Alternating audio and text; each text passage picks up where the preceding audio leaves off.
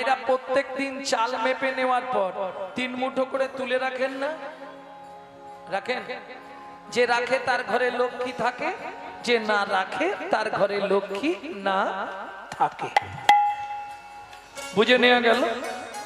আরো সহজ করে দিই, বাবা মার যদি 4-5টা ছেলে মেয়ে হয়, বাবা যদি 4 ছেলে মেয়ের জন্য 4টে রাজভোগ আনে, মা করে কি জানেন? আধখানা করে 3 জনকে দিয়ে 2.5টা লুকিয়ে রাখে ছোট ছেলে কিংবা ছোট মেয়ের জন্য। কেন? ছোট ছেলে কিংবা ছোট মেয়ে এরা বাবা মার কাছে একটু আদর বেশি পায়, বুঝলে না? ওটা শেষ গুড়ন্তি তো, ওই জন্য একটু খাতির বেশি পায়।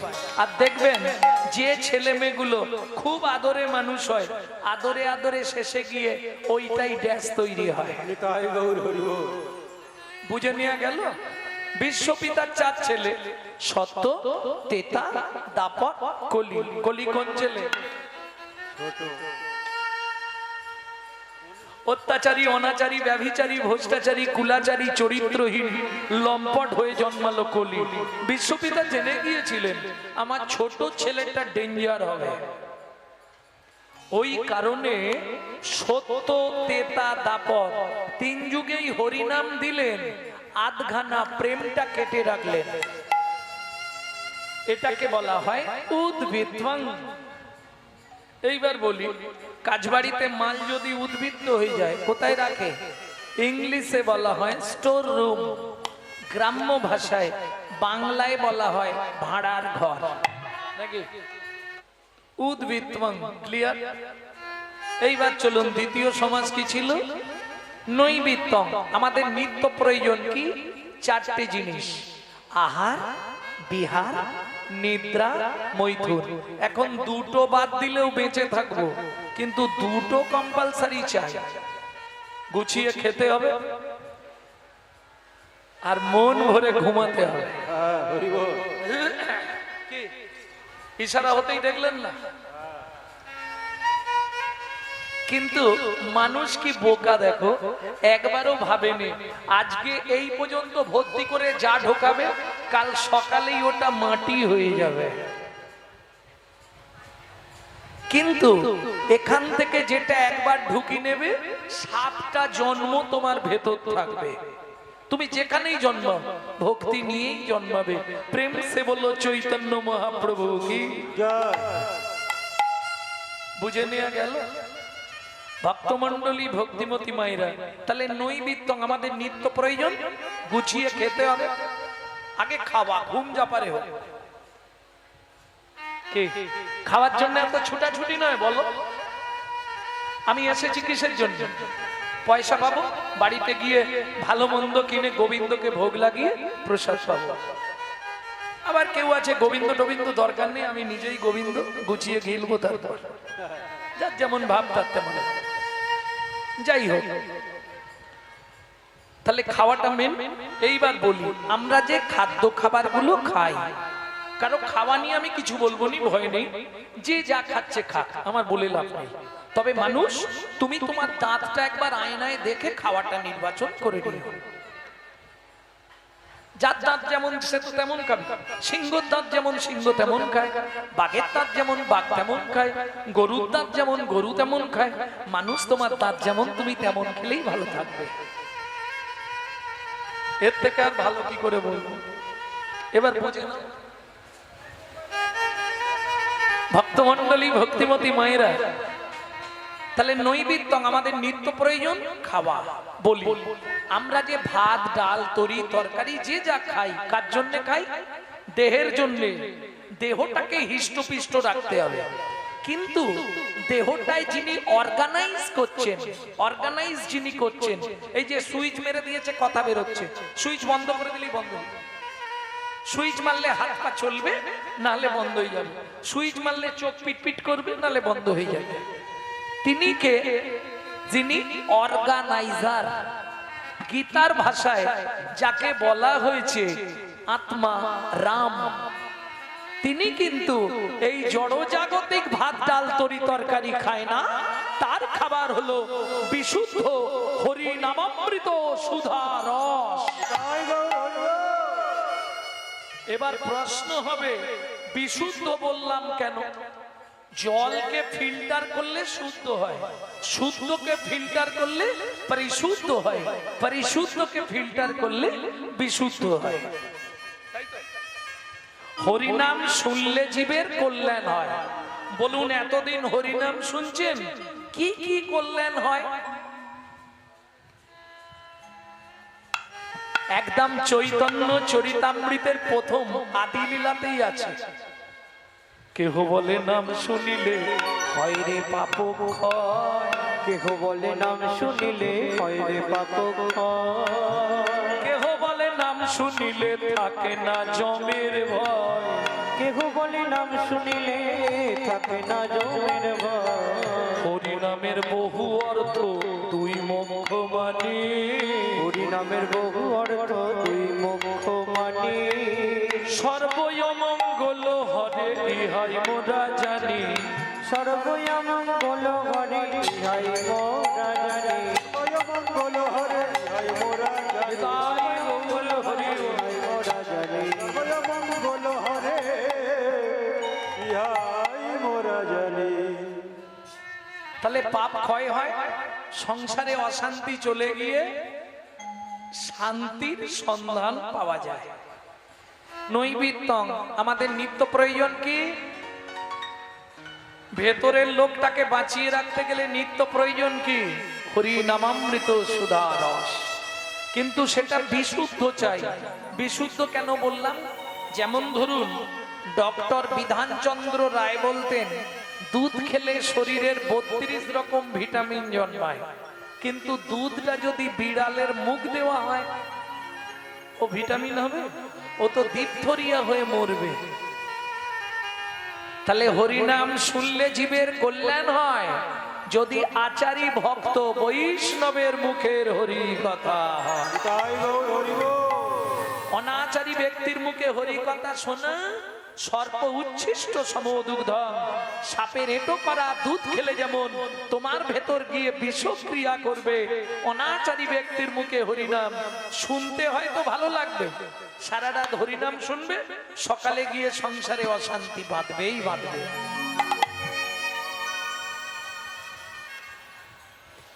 কি যাতা জল খেলে পেটের মধ্যে ভিট ভিট করবে না? সেই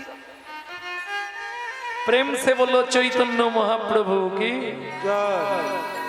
তাহলে বুঝে নেওয়া গেল নৈবেদ্যং। এবার চলুন, আমাদের নিত্য প্রয়োজন কি? যখন চৈতন্য চরিতামৃত লিখছে কৃষ্ণদাস কবিরাজ গোস্বামী ঠাকুর মহাশয়, তখন তার বয়স কত? কে বলবে? এরা হিন্দু। কত? জোরে বলো।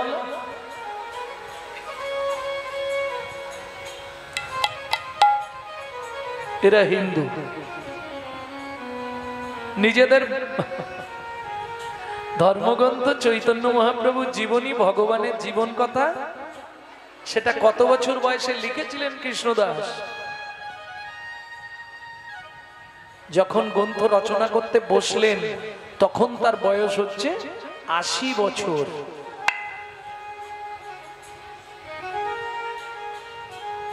হাত থরথর করছে, লিখতে পারছে না। প্রভু কি লিখবো আমি, লেখার ক্ষমতা তো নেই। কৃষ্ণদাস তুমি চিন্তা করো না, আমি তোমায় শক্তি দেব। তবে আদি লীলায় 6টা লাইন সুন্দর করে লিখে দাও। নৈবেদ্যং, জীবের নিত্য কর্তব্য কি? চৈতন্য চরিতামৃত যদি পাড়ায় থাকে, আদি লীলা খুলবেন, এই 6টা লাইন সব লাইনের থেকে মোটা করে লেখা। আজও পুরনো চৈতন্য চরিতামৃত দেখবেন। কি 6টা লাইন? হৃদয়ঙ্গম করে নিন, মৃত্যুর আগে পর্যন্ত আপনার কাজে লাগবে।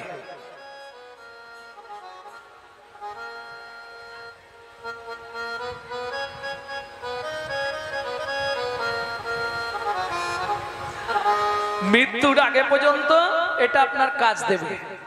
কি? সাথে পাঁচে মিলি নিজ দাঁড়াতে বসিয়া, সাথে পাঁচে মিলি নিজ দাঁড়িতে বসিয়া, কীর্তন করো সবে করতালি দিয়া, কীর্তন করো সবে করো তালি দিয়া। প্রভু কি গাইব? 16 নম্বর 30 অক্ষর হয় মহামন্ত্র, 16 নম্বর 30 অক্ষর হয় মহামন্ত্র, যাইয়া গৃহেতে জপ হইয়া স্বতন্ত্র, যাইয়া গৃহেতে জপ হইয়া স্বতন্ত্র। ও প্রভু আমরা তো কলির জীব, প্রচুর কাজের চাপ, কখন হরিনাম করব? শোনো, খাইতে শুইতে নাম লবে যথা তথা, খাইতে শুইতে নাম লবে যথা তথা, স্থান কাল পাত্র নাই নিয়ম বিধি তথা, স্থান কাল পাত্র নয় নিয়ম বিধি তথা। সময় পেলেই গাইবে, সময় পেলেই গাইবে, সময় পেলেই গাইবে, সময় পেলেই গাইবে, কাম কামনা দূরে যাবে, সময় পেলেই গাইবে। কামনা দূরে যাবে। ও মায়েরা, সব কথা তো মুখে বলা যাবে না, কিছু আকার ইঙ্গিতে দেখিয়ে দিচ্ছি, বুঝে নিন। সময় পেলেই গাইবে, সময় পেলেই গাইবে, সময় পেলেই গাইবে, সময় পেলেই গাইবে, কাম কামনা দূরে যাবে, সময় পেলেই গাইবে, কামনা দূরে যাবে, সময় পেলেই গাইবে, কাম কামনা দূরে যাবে, সময় পেলেই গাইবে, কামনা দূরে যাবে, প্রেমানন্দের উদয় হবে, প্রেমানন্দের উদয় হবে, কামনা দূরে যাবে, আনন্দের উদয় হবে, কামনা দূরে যাবে, সময় পেলেই গাইবে, সময় পেলেই গাইবে। বিত্বাং, বৃত্তি মানে কর্ম বা কর্তব্য। কিং কর্তব্য বিমূঢ়, আমি যে মানুষ হয়ে জন্মালাম, কোন কর্তব্য করলে পরজন্মে আবার মানুষ হব? না দরকার নেই নাকি? কি চাই? আর মানুষ হব, ভগবানের কাছে গেলে কি চাইবো? ঠাকুর এ জন্মে যা হবার হয়ে গেছে, পরজন্মে যদি মানুষ করে দাও, বড়লোক বাড়ির বউ করে দিলে। হ্যাঁ, হরি বল। চাইবো? চাইবো না? কি চাইবো? আবার যদি আসি দয়া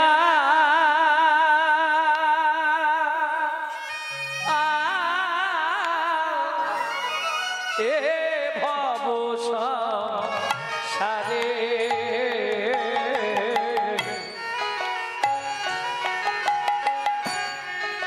আবার যদি আসি দয়া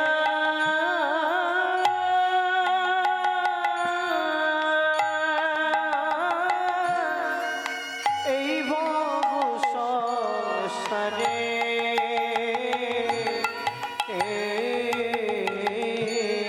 কি চাইবো? একজন কৃষ্ণ ভক্ত মায়ের গর্ভে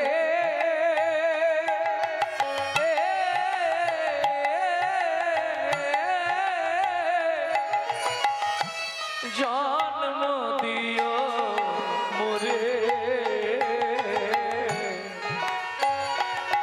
একজন কৃষ্ণ ভক্ত মায়ের গর্ভে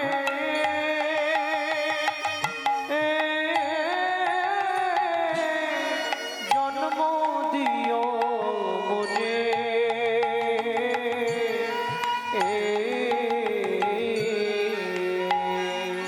আমি উঁচু কুল চাই না, আমি ব্রাহ্মণ ক্ষত্রিয় বৈশ্য চাই না, আমাকে শূদ্রের ঘরে একদম নিচু কুলে জন্ম দাও, তাতেও দুঃখ নয়, কিন্তু মা যেন হয় কৃষ্ণ ভক্ত। কেন জানো? আমি মুচি হইয়া সুচি হব,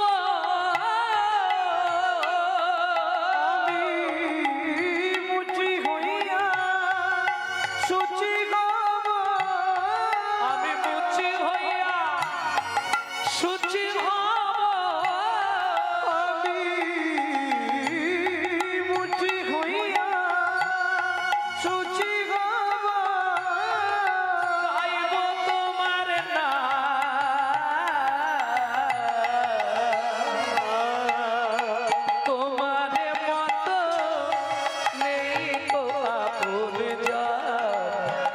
ও দয়াল রে তোমার মতো নেই কই আপনজন। দয়াল রে দয়াল তোমার মতো নেই কই আপনজন। বুঝে নেওয়া গেল জীবনের সব থেকে চরম চাওয়া। কেন? কৃষ্ণ ভক্ত মায়ের গর্ভে জন্মালে আমি যদি ভজন সাধন নাও করতে পারি তাতেও উদ্ধার হয়ে যাব। কি করে? নিত্য নিত্য প্রসাদ পাবো, নিত্য প্রসাদ পাবো, নিত্য নিত্য প্রসাদ পাবো, তাতেই জন উদ্ধার হবে। নিত্য নিত্য প্রসাদ পাবো, তাতেই জন উদ্ধার হবে। যদি কৃষ্ণ ভক্ত মা পাইব তাতেই জন উদ্ধার হবে। ভক্ত মা পাইব, তাতেই জন উদ্ধার হবে। নিত্য নিত্য প্রসাদ পাবো। তাহলে কিং কর্তব্য বিমূঢ়, আমার কর্তব্যটা কি হবে? আপনি দান যজ্ঞ করবেন, সেটাও তো ঠিকঠাক হবে না। কেন? दान करबो ठीक হবে না কেন? जो परबीत धरे सदा सो बहु दान किया। मालूम है हम जो बात बोलिए, जो परबीत धरे सदा सो बहु दान किया। যে সকাল থেকে সন্ধ্যে পর্যন্ত পরের মেরে খায় তার দান করেই কি আর না করে? কেউ গাল পারবে না তো? সত্যি কথা বলে দিচ্ছি তো, কারণ সাঁচ कहेगा मरेगा लट्ठा, मिथ्या जगत भुलावे, गौरस गली गली जांची दो के सूरी बैठलो बिकावे, घर का बौड़ी पीरित न पावे, मन ची तो चोरेर दासी, धन्य तुलसीदास कहे धन्य कली तामाशा, दुखो लागो और हासि। কিছু বুঝলেন? সত্যি কথা বললে বাজারের বুকে মার খেতে হবে। কেন? মিথ্যা কথায় জগৎটা ভরে আছে। মিথ্যা জগৎ ভুলাও।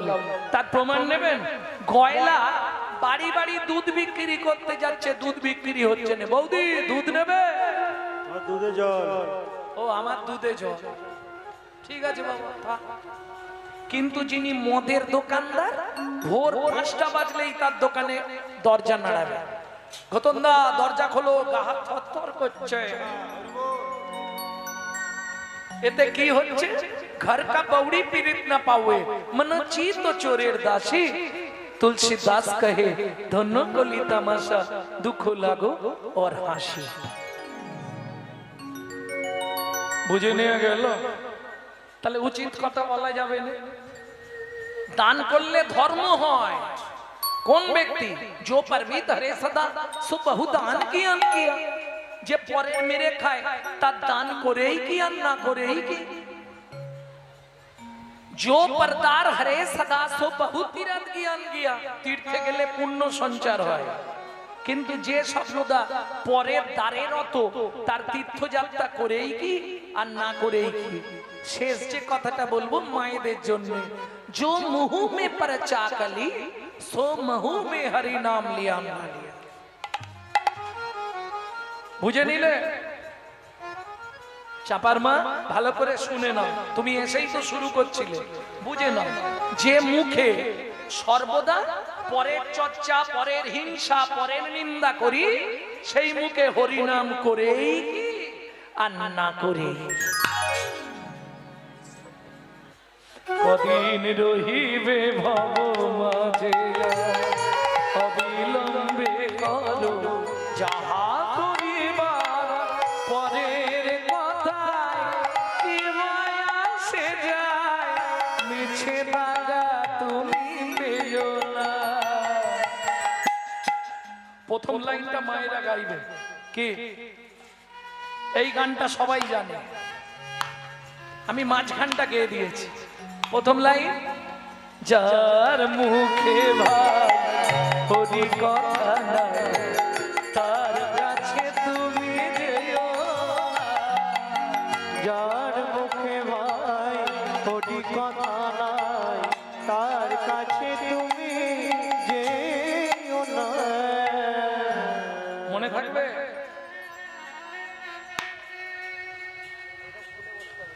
না, ভালো কথা শোনার মানুষ নেই। যদি বলো কেন, হে বিনয় দা কোথায় যাচ্ছ? আরে শুনবে তো, কালকে হরিনাম শুনতে গেছিলে, ভালো মন্দ করে খাইয়েছে, হ্যাঁ, আর হরিনামও হচ্ছিল শুনে, তুমি গেছিলে? তোমার সময় হবে না জীবন। কোথায় যাচ্ছ? তুমি শুনেছ বাদলের মেয়ে ওর মাস্টারের সঙ্গে পালিয়ে গেছে। এখানে বসো, তাহলে বলবো।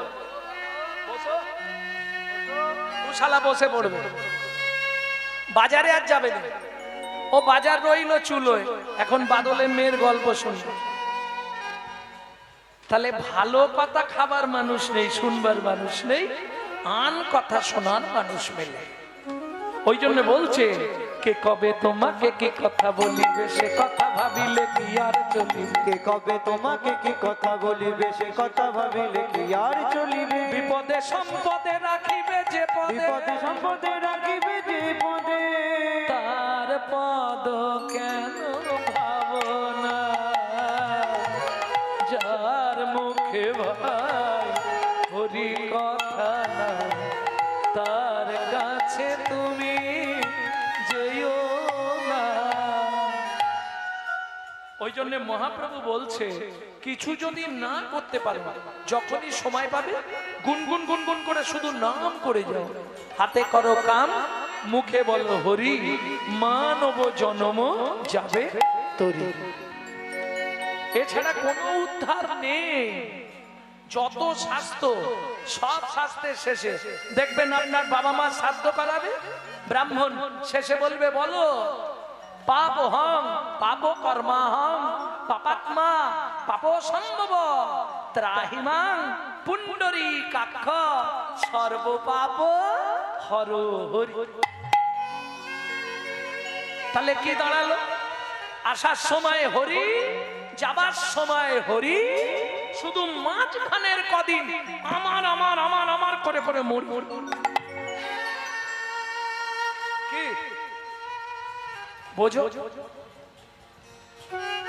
রামকৃষ্ণ কথামৃতের ৩য় খণ্ডে রামকৃষ্ণ ঠাকুর বলছে, গিরিশ আমার আমার আমার আমার শুধু কষ্ট করে আটা বাদ দিয়ে দে না, বাদ দিয়ে দে না, দেখবি সবই মার, সবই মার, দেখবি সবই মার, সবই মার। ওরে আমার আমার আর রবে না, সবই মার, সবই মার।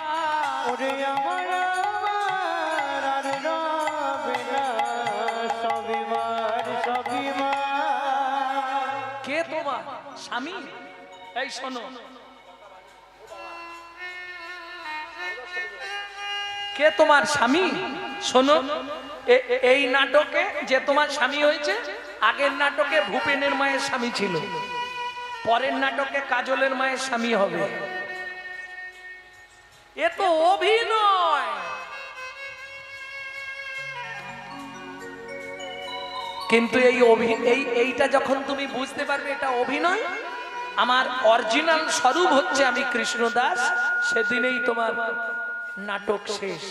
কিরকম জানো? কিরকম?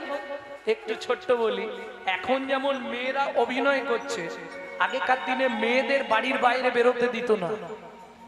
কে? এই যে যাত্রা বা নাটক থিয়েটার হবে, পুরুষদেরকে নারী সাজানো হতো। যেসব পুরুষদের একটু মেয়ে ছেলের মতো দেখতে, তাদেরকে নারী সাজানো হতো। এখন পাড়ার কাঠমিস্ত্রি গণেশকে ধরে এনেছে, সীতা সাজিয়েছে, রামের বনবাস লীলা হচ্ছে, রামযাত্রা। ও পার্টি ১,০০০ টাকা তখনকার দিনে চাঁদা দিয়েছে, ওই জন্য ওকে সীতা সাজিয়েছে। এবার রামচন্দ্র স্টেজের ওপর উঠে গেছে, গিয়ে ডাকছে, সীতা সীতা আর দেরি করো না, চলো আমাদের যেতে হবে। ও সীতা সেজে আছে, আসরে উঠে গেছে, গিয়ে বলছে, ভদ্রভাবে কথা বলবি। কেন? ১,০০০ টাকা চাঁদা দিয়েছি, শালা আমি কাঠমিস্ত্রি গণেশ, তো সীতা হব কেন? আর যাত্রা হবে, সঙ্গে সঙ্গে পর্দা টেনে দিতে হবে।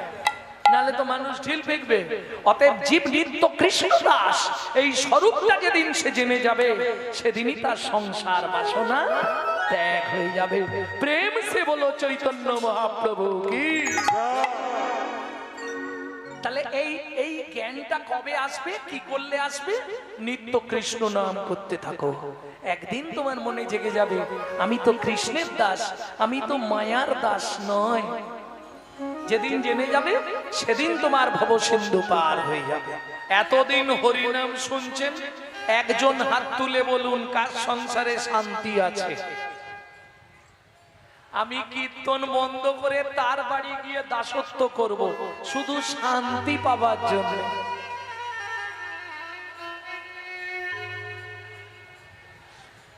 মানুষ তুমি জীবনেও শান্তি পাবে না।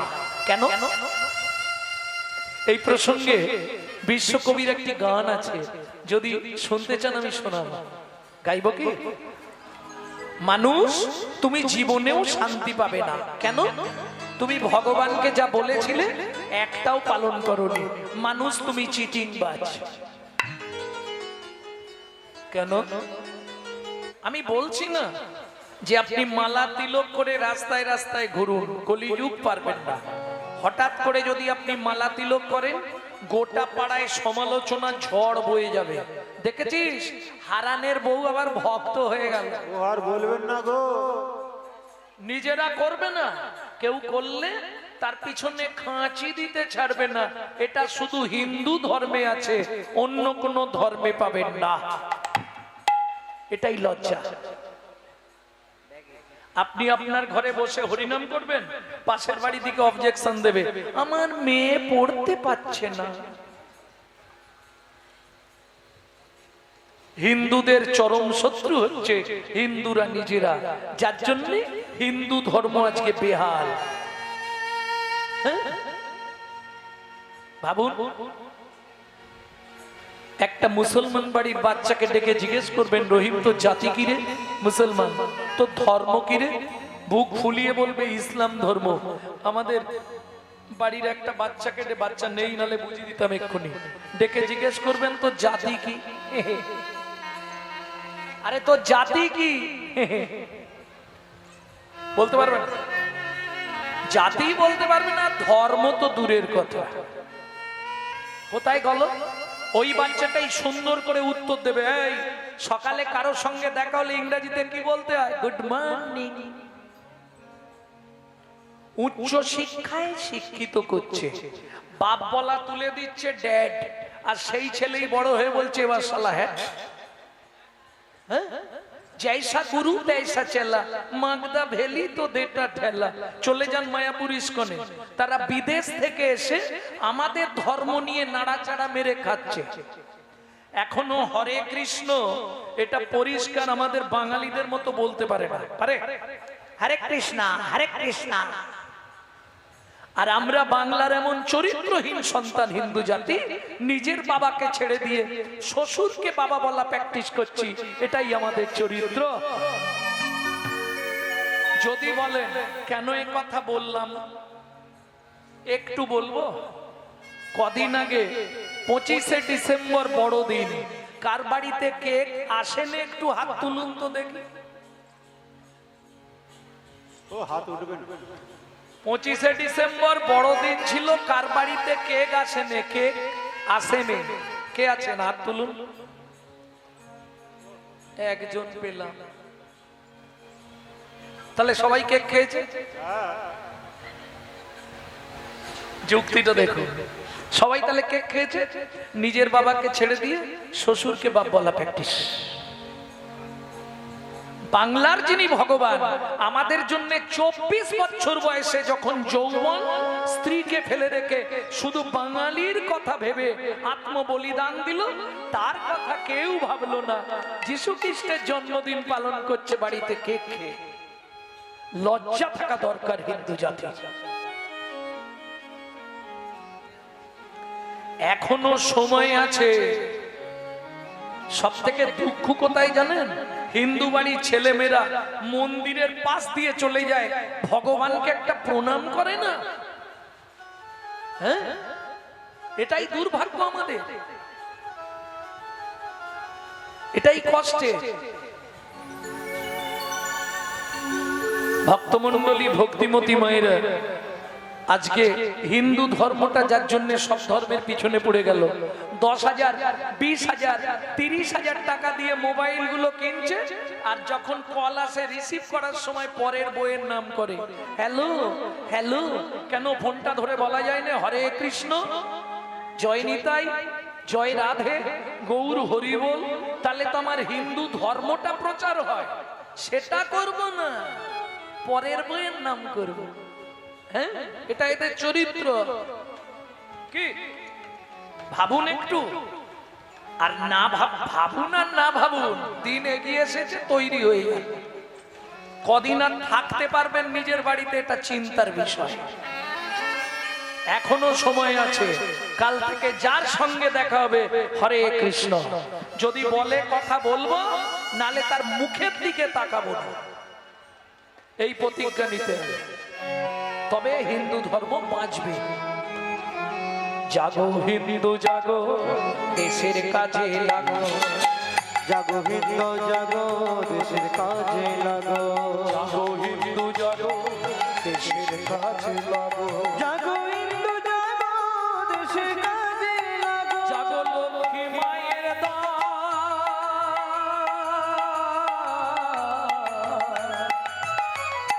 তোমরা না জাগিলে হবে দেশের অমঙ্গল। জাগো হিন্দু জাগো, দেশের কাজে লাগো। জাগো হিন্দু নিতাই গৌর হরি বল। লাগো। জাগো হিন্দু জাগো, দেশের কাজে লাগো। তুমি তোমার প্রত্যেকদিন নাম করে যাও, যে যা বলে বলুক, কেমন? তাতে তোমার ভাবলে চলবে না। কেন?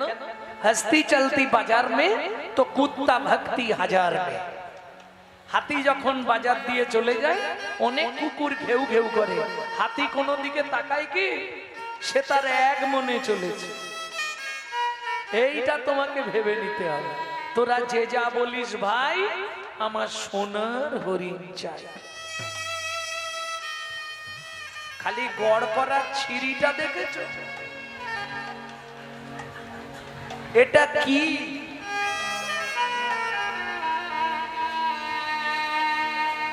ভগবানকে আঙুল দেখ। এই জন্যে বৃন্দাবনে আমি লক্ষ্মী পুজোর পর চলে যাই, আর কালী পুজোর আগের দিন ফিরি। এটা আমার বরাবর। সবাই জানে লক্ষ্মী পুজো থেকে কালী পুজো আমি কীর্তন করি না, রাধাকুণ্ডে থাকি। বহুলা অষ্টমী পড়ে যায় তো ওর মধ্যে। লক্ষ্মী পুজো মানে পূর্ণিমা, পূর্ণিমা থেকে 8 দিনের মধ্যেই পড়ে যাবে আপনার বহুলা অষ্টমী। আর এই বহুলা অষ্টমী তিথিতে যে বা রাধা কুণ্ডে করে স্নান, তারে রাধা সমপ্রেম কৃষ্ণ করে দান। তাই নেশাতে যাই, তা দেখি ব্রজবাসীরা ইউপির লোকেরা বাঙালিদের দেখতে পারে না। কেন জানে? বাঙালিদের একটি পরম দোষ। ভগবানকে দেখতে গেল, পকেটে হাত দিল, সব থেকে ছোট কয়েনটা বার করবে,